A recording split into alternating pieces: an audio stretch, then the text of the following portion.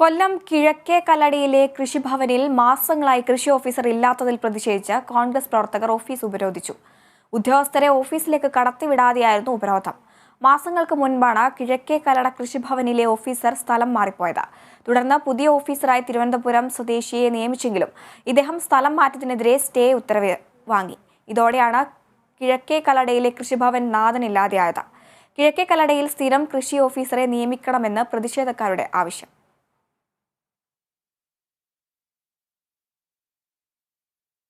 വിളവെടുപ്പ് സീസണിൽ ഉൽപാദനം ഗണ്യമായി കുറഞ്ഞത് കുരുമുളക് കർഷകരെ ആശങ്കയിലാക്കുന്നു.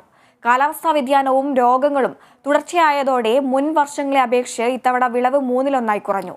സീസണിൽ വില ഉയർന്നാലും ഇതിന്റെ പ്രയോജനം ലഭിക്കില്ലെന്ന് കർഷകർ പറയുന്നു.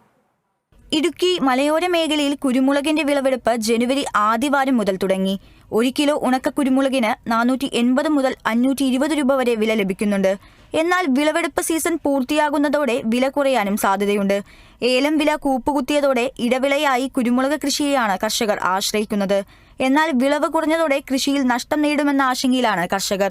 വർഷ ഈ സമയത്തൊക്കെ 520 രൂപയൊക്കെ വിലയുണ്ടായിരുന്ന സമയത്ത് ഈ വർഷം അത് 480 രൂപ 490 രൂപയൊക്കെ വിലയുള്ളൂ. കുരുമുളകിന്റെ ഉൽപ്പാദനം ഗണ്യമായിട്ട് കുറഞ്ഞിരിക്കുകയാണ്. കാരണം കാലാവസ്ഥാ വ്യതിയാനവും അഴുകൽ രോഗവും മഞ്ഞളിപ്പ് രോഗവും ഒക്കെ കാരണം കഴിഞ്ഞ വർഷത്തെ അപേക്ഷിച്ചും മുൻ വർഷങ്ങളെ അപേക്ഷിച്ചും 3 കുറഞ്ഞിരിക്കുന്ന ഒരവസ്ഥയിലാണ്.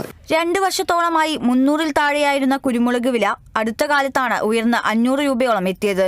എന്നാൽ വിലയിലും തൂക്കത്തിലും കുറവുണ്ടായതാണ് അപ്രതീക്ഷിത തിരിച്ചടിയാകുന്നത്. 10 വർഷം മുൻപ് 1 കിലോ കുരുമുളകിന് 730 രൂപയായിരുന്നു വില. ഇത് പിന്നീട് കുത്തനെ ഇടിഞ്ഞു. ഇതോടെ കർഷകർ കുരുമുളക് ഉപേക്ഷിച്ച് ഏലം കൃഷിയിലേക്ക് തിരിഞ്ഞിരുന്നു. ഏലം കൃഷിയും ചതിച്ചതോടെ പിടിച്ചു നിൽക്കാൻ മാർഗമില്ലാത്ത അവസ്ഥയിലാണ് കർഷകർ. Kerala vision news, Idukki. അഴീക്കോട് മുനമ്പം പാലം യാഥാർത്ഥ്യമാക്കണമെന്നാവശ്യപ്പെട്ട് എറിയാട് ബ്ലോക്ക് കോൺഗ്രസ് കമ്മിറ്റി നടത്തിയ ജനകീയ ഉപവാസ സമരം ഹൈബീഡൻ MP ഉദ്ഘാടനം ചെയ്തു. സർക്കാരിന്റെ ഭരണാനുമതിയും സാങ്കേതിക അനുമതിയും ലഭിക്കുകയും ടെൻഡർ നടപടികൾ പൂർത്തിയാക്കുകയും ചെയ്തിട്ടും 10% അധിക ടെൻഡർ തുക എന്നത് 12.84% വർദ്ധിച്ചു എന്ന നിസ്സാര സാങ്കേതിക കാരണത്തിന്റെ പേരിൽ സംസ്ഥാന ധനകാര്യ വകുപ്പ് അഴീക്കോട് മുനമ്പം പാലത്തിന് അനുമതി നിഷേധിക്കുന്നതിന്റെ പിന്നിൽ അഴിമതി മാത്രമാണ് ലക്ഷ്യമെന്ന് ഹൈബീഡൻ MP ആരോപിച്ചു.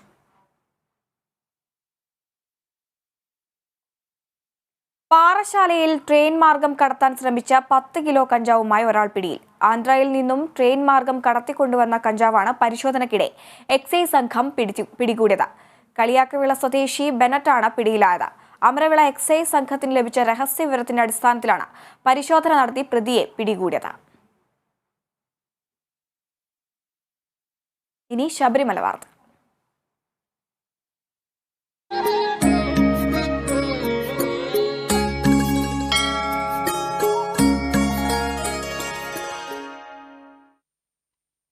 മണ്ഡല മകരവിളക്ക് തീർത്ഥാടനം കഴിഞ്ഞ് ശബരിമല നട അടച്ചു. മാളികപ്പുറത്ത് നടന്ന ഗുരുതിയോടെയാണ് ചടങ്ങുകൾ പൂർത്തിയായത്. മകരവിളക്ക് ദിവസം അയ്യപ്പ വിഗ്രഹത്തിൽ ചാർത്തിയ തിരുവാഭരണങ്ങളുമായി പന്തളം കൊട്ടാരത്തിൽ നിന്നുള്ള സംഘം മടങ്ങി. മണ്ഡല മകരവിളക്ക് തീർത്ഥാടനത്തിന് പരിസമാപ്തി കുറിച്ച് ഹരിവരാസനം ചൊല്ലി നടയടച്ച ശേഷമാണ് മാളികപ്പുറത്തെ മണിമണ്ഡപത്തിന് സമീപത്ത് തയ്യാറാക്കിയ ഗുരുതിക്കളത്തിൽ ചടങ്ങുകൾ തുടങ്ങിയത്. മകരവിളക്ക് ഉത്സവത്തിന് ശേഷം ദൈവചൈതന്യത്തിന് കോട്ടം തട്ടിയിട്ടുണ്ടെങ്കിൽ അത് പരിഹരിക്കുന്നതിനും മലദൈവങ്ങളെ പ്രീതിപ്പെടുത്താൻ വേണ്ടിയുമാണ് ഗുരുതി നടത്തുന്നത്. റാന്നി കുന്നേക്കാട് കുടുംബത്തിൽപ്പെട്ടവരാണ് കാർമ്മികത്വം വഹിച്ചത്. ഗുരുതി ചടങ്ങുകൾക്ക് ശേഷം മാളികപ്പുറത്തു നിന്നും എല്ലാവരും ഒഴിഞ്ഞുപോയി. ഇന്ന് രാവിലെ 5 മണിക്ക് നട തുറന്ന് ഗണപതി ഹോമത്തിന് ശേഷമാണ് തിരുവാഭരണ സംഘം പടിയിറങ്ങിയത്. പരമ്പരാഗത പാത വഴി തന്നെയാണ് മടക്കയാത്ര. തിരുവാഭരണ സംഘങ്ങൾ മടങ്ങിയ ശേഷം ശ്രീധർമ്മശാസ്താവിനെ ഭസ്മാഭിഷക്തനാക്കി ജപമാല ചാർത്തി യോഗനിദ്രയിലാക്കി പിന്നീട് നെയ്വിളക്ക് കെടുത്തി ശ്രീകോവിലടച്ചു. ഇതോടെ ഈ തീർത്ഥാടനകാലത്തിന് പരിസമാപ്തിയായി. രാജപ്രതിനിധിയുടെ സാന്നിധ്യത്തിൽ ഇത്തവണ ആചാരപരമായ യാത്ര ചൊല്ലൽ ഇല്ലായിരുന്നു. ശബരിമല സന്നിധാനത്തു നിന്നും സജിത് തറയലിനും അനന്തൂനുമൊപ്പം D Binoy, Kerala vision news.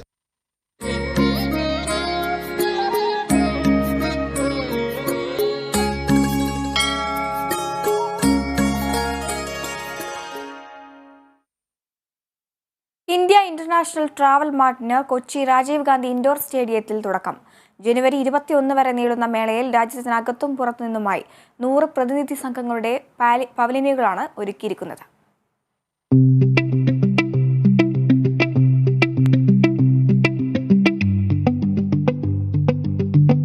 Ernakulam MP MP Hibi ഈഡനാണ് മേള ഉദ്ഘാടനം ചെയ്തത്. ആഭ്യന്തര ടൂറിസത്തിന് കൂടുതൽ ഉത്തേജനം നൽകുന്നതാണ് ഇത്തവണത്തെ മേളയുടെ മുഖ്യ ലക്ഷ്യമെന്ന് sphere travel media director Rohit Hangal പറഞ്ഞു. We are in a country where the language changes every 100 kilometers and the food changes every 50 kilometers. There's so much of variety we have to offer in this country, and here what you can see is a kind of a mini India that is here, and we all come to meet people from Cochin to introduce their destinations to them. 15 സംസ്ഥാനങ്ങളിൽ നിന്നായി tourism ബോർഡുകൾ, 5 വിദേശ രാജ്യങ്ങൾ, വിവിധ travel trade സംഘടനകൾ തുടങ്ങിയവയുടെ വിപുലമായ സ്റ്റാളുകളാണ് ഇവിടെയുള്ളത്. തായ്ലൻഡ്, CIS രാജ്യങ്ങൾ, ദുബായ്, മലേഷ്യ, ഭൂട്ടാൻ, സിംഗപ്പൂർ എന്നിവയാണ് മേളയിലെ അന്താരാഷ്ട്ര പ്രാതിനിധ്യം. രാവിലെ 11 മണി മുതൽ 6 മണി വരെയാണ് സന്ദർശന സമയം. പ്രവേശനം പൂർണ്ണമായും സൗജന്യമാണ്. Kerala vision news, Kochi. അടിമാലി കുമിളി ദേശീയപാതയിൽ പനംകുട്ടി പാലത്തിന് സമീപത്തെ റോഡ് പുനർനിർമ്മിക്കണമെന്ന ആവശ്യം ശക്തമാവുകയാണ്. റോഡിന്റെ ഒരു വശം ഇടിഞ്ഞു തകർന്നു കിടക്കുകയാണ്. റോഡ് പുനർനിർമ്മിക്കണമെന്നാണ് നാട്ടുകാരുടെ ആവശ്യം. കഴിഞ്ഞ കാലവർഷത്തിലാണ് ഒരു വശം ഇടിഞ്ഞ് റോഡ് തകർന്നത്. റോഡ് തകർന്നതോടെ വീതിയും കുറഞ്ഞു. റോഡിനോട് ചേർന്ന് വലിയ ഗർത്തം രൂപപ്പെട്ടതിനാൽ ഇവിടെ നിലവിൽ റിബൺ കെട്ടി വേർതിരിച്ചിരിക്കുകയാണ്. റോഡിന്റെ വളവോട് കൂടിയ ഭാഗത്താണ് ഇടിഞ്ഞു പോയിട്ടുള്ളത്.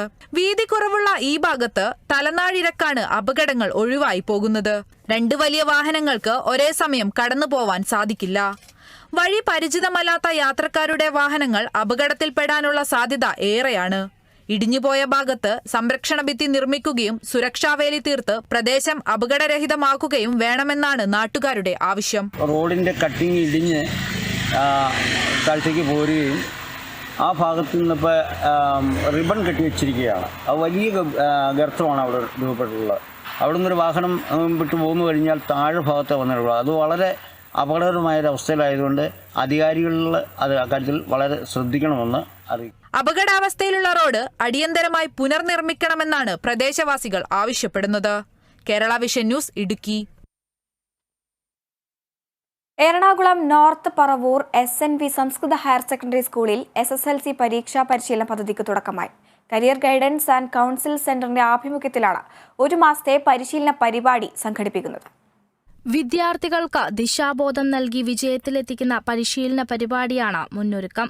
SNV സ്കൂളിലെ SSLC മുന്നൊരുക്കം പരിശീലന പദ്ധതി AO ജയദേവൻ ഉദ്ഘാടനം ചെയ്തു.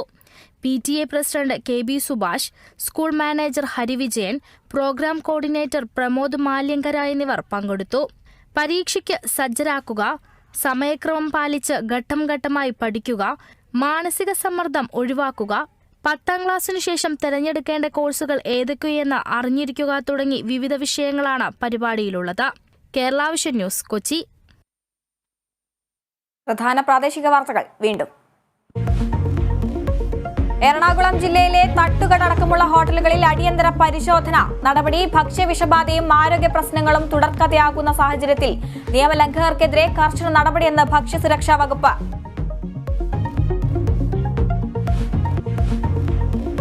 പത്തനംതിട്ടയിൽ കോഴികളിൽ പക്ഷിപ്പനി സ്ഥിരീകരിച്ചു. നെടുമ്പത്ത് 1 കിലോമീറ്റർ ചുറ്റളവ് പ്രദേശത്തെ രോഗബാധിത പ്രദേശമായി പ്രഖ്യാപിച്ചു. കോഴികൾ, മുട്ട, ഇറച്ചി തുടങ്ങിയ നശിപ്പിക്കാൻ ദ്രുതകർമ്മസേനയെ നിയോഗിച്ചു. രോഗലക്ഷണങ്ങളുള്ള കോഴികളെ നാളെ മുതൽ കൊന്നു തുടങ്ങും. പ്രദേശത്ത് കോഴി ഇറച്ചിയും മുട്ട വിൽക്കുന്ന കടകളും അടച്ചിടാൻ നിർദ്ദേശം. മൂന്നാർ എസ്റ്റേറ്റിലെ റേഷൻ കടയിൽ വീണ്ടും മരിക്കൊമ്പൻ കാട്ടാനയുടെ ആക്രമണം. റേഷൻ കടയുടെ മേൽക്കൂര ഭാഗികമായി തകർത്തു. കാട്ടാനയെ തുരത്താൻ വനംവകുപ്പ് നടപടി സ്വീകരിക്കുന്നില്ലെന്ന് പ്രദേശവാസികൾ. ഇടുക്കി നെടുങ്കണ്ടത്ത് കുടിവെള്ള വിതരണം മുടങ്ങിയിട്ട് ഒരാഴ്ച. വിതരണം മുടങ്ങിയത് മോട്ടോർ തകരാറിലായതോടെ വെള്ളം വില കൊടുത്ത് വാങ്ങേണ്ട അവസ്ഥയിൽ നാട്ടുകാർ. മോട്ടോറിന്റെ തകരാർ ഉടൻ പരിഹരിക്കുമെന്ന് വാട്ടർ അതോറിറ്റി. ഉൽപാദനം കുറഞ്ഞതിൽ ആശങ്കയിലായി കുരുമുളക് കർഷകർ. കാലാവസ്ഥാ വ്യതിയാനവും രോഗങ്ങളും ഉൽപാദനം പ്രതിസന്ധിയിലാക്കി. വിളവ് 1/3.